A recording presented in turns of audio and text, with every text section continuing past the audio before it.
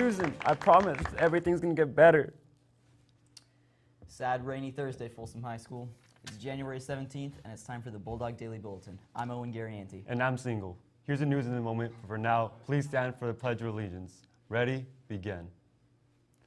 I pledge allegiance to the flag of the United States of America and to the republic for which it stands, one nation, under God, indivisible, with liberty and justice for all.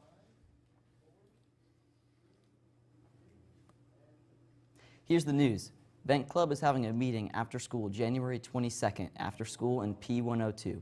Come enjoy some cookies and vent your thoughts in a safe environment. And World Language Scholars second semester registration is now open.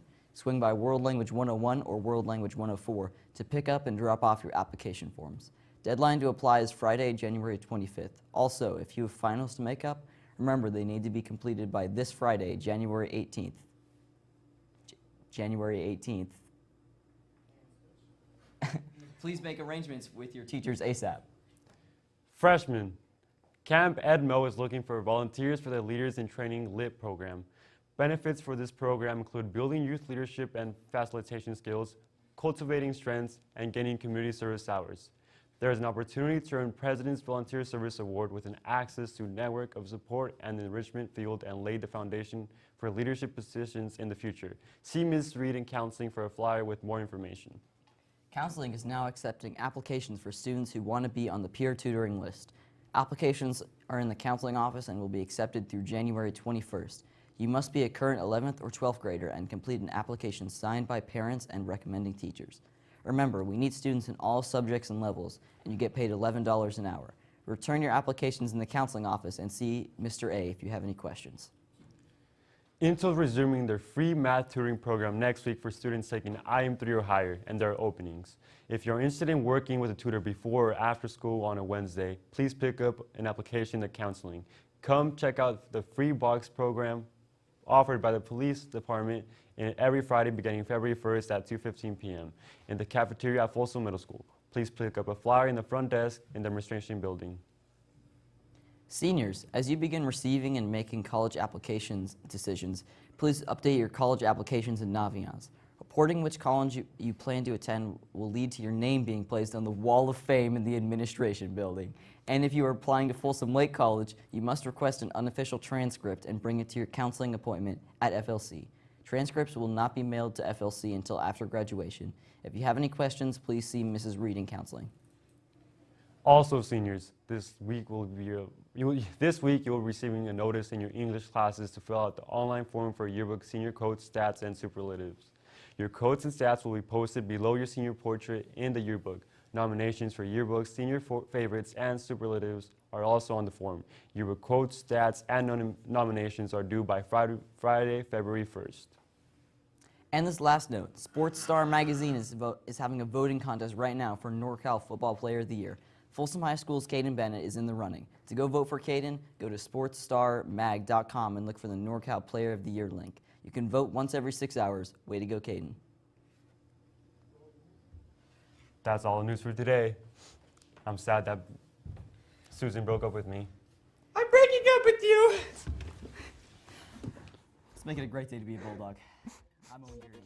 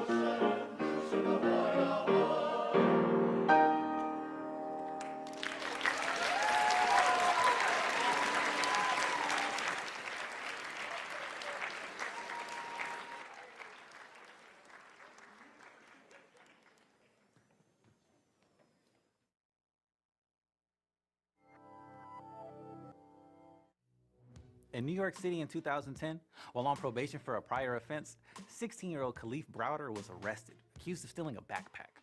Browder and his family couldn't afford the $3,000 bail, so he had to sit in jail until his court hearing. Because of court delays, he spent 3 years there, waiting, only to have his case finally thrown out over a lack of evidence.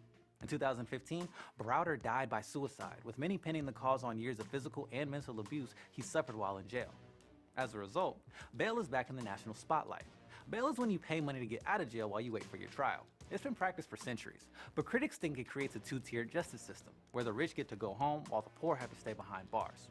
Those in favor of keeping bail argue it's an effective way of keeping potential criminals off the street. So what's the deal? Is America's bail system fair, or does it need reform?